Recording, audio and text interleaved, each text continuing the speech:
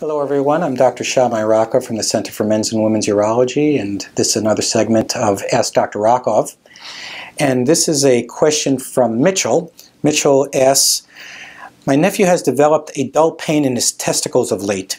He claims they are really sensitive and even the slightest touch will set him off, making the waves of pain quite pronounced.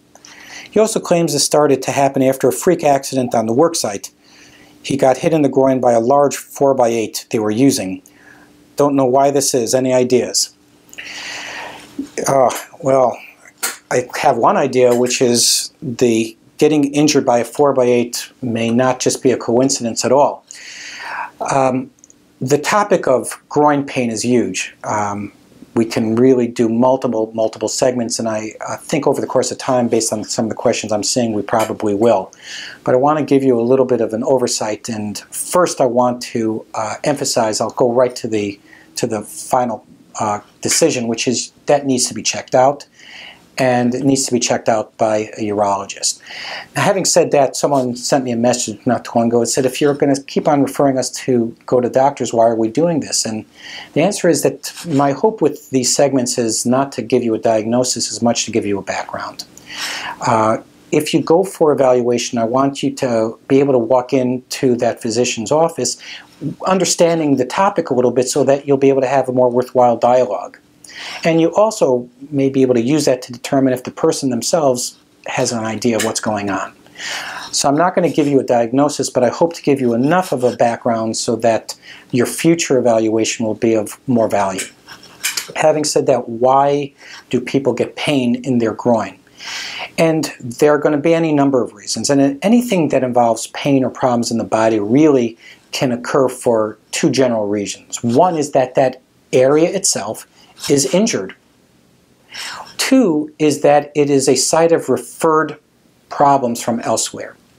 And I think many people have heard about phantom pains and people who have lost their legs, amputees, the old terrible image of a person walking around without a lower limb, but just crying out in pain because they feel as if their limb is there and there's very real pain. Why can something like that happen?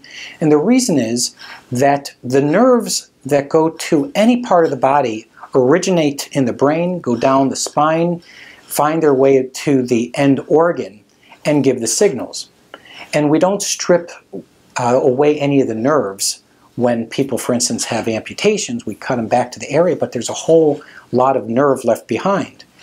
In the same thought process, a nerve that goes to a given area, much like a wire that goes to a light, if injured anywhere along its course from the brain to the place that it goes to, almost acts like a shorted out wire. And you can get pains from a nerve that is injured, for instance, in the back, if you have back pathology, disc disease, whatever. You can injure the nerve in the back and feel it in the groin. So that's one area. And it's not just in the back, because the nerves will have to course from the back to the groin. Anywhere in that course there can be a source of pathology, which can then show itself up as pain in the end organ, groin pain, for a man, testicle pain. But then there are the issues of pain from local trauma or local pathology, local inflammation, infections, what have you. In this case, it's very conceivable that if you got hit in that area became extremely sensitized. And it can be any number of reasons. I mean, it can be as serious. We've seen people who actually rupture testicles. We've seen people who have torn vital structures in that area. And you don't necessarily think about that because it's your groin.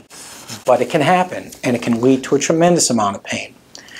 There can be infections that develop, and depending on when this happened, the longer away as a general rule you are from an injury, either the closer you are to the injury or the farther away you are from an injury, what begins to happen are areas become sensitized. And that actually is the term, sensitized. And it can develop a phenomenon that we refer to as allodynia, A-L-L-O-D-Y-N-I-A, which is pain with the just slightest of pressure. So people who have chronic pain syndromes because of an area that was irritated for a long time, we can actually go up to the area, do no more than brush, and it can cause tremendous pain. There can also be a generalization of pain. For instance, if I have an injury over here by my knee, because nerves kind of fan out in how they go to an area, that knee discomfort can lead to irritation in a nerve, then irritates this nerve, that then irritates that nerve, walking its way up the body so that you have a large segment of pain distribution. The origin of the pain is here, but it shows up over here, for instance. In a lot of ways, and I'm not a practitioner of acupuncture or methods like that, but that is the concept. That's why those sorts of interventions work. Something that's over here can modify something that's over here. So when you're talking about this sort of pain that even light brush, it means that something very serious is going on there. Not serious in life and death, but serious in really debilitating pain. Absolutely, positively, he needs to go in for a evaluation, and that evaluation absolutely needs to look at all the local structures. The physician who evaluates needs to know the anatomy, needs to know what is supposed to be there, needs to know what that area is supposed to feel like, needs to know what a normal response to the examination is, and needs to know what's obviously therefore abnormal. But they also have to have a good sense of what sort of mechanisms occur elsewhere that can involve that. And that, the second thing is probably the most important. That really defines some of the great doctors out there. The ones who are able to pull themselves away from the local area and think more broadly. If it's something there that's obvious from an injury, it'll be found. But if at some point we get situations where people are said, I don't find anything wrong, everything seems normal, obviously it's not normal, and then you need to go to people with a little bit of a broader background. I hope that gives you a general sense of some of the things. I certainly welcome more questions about these topics. These are very important topics, very common, sometimes very debilitating, and I'd certainly like to share some of my insights into these topics in the future. I'm Dr. Shammai Rockove from the Center for Men's and Women's Urology, and thank you for watching.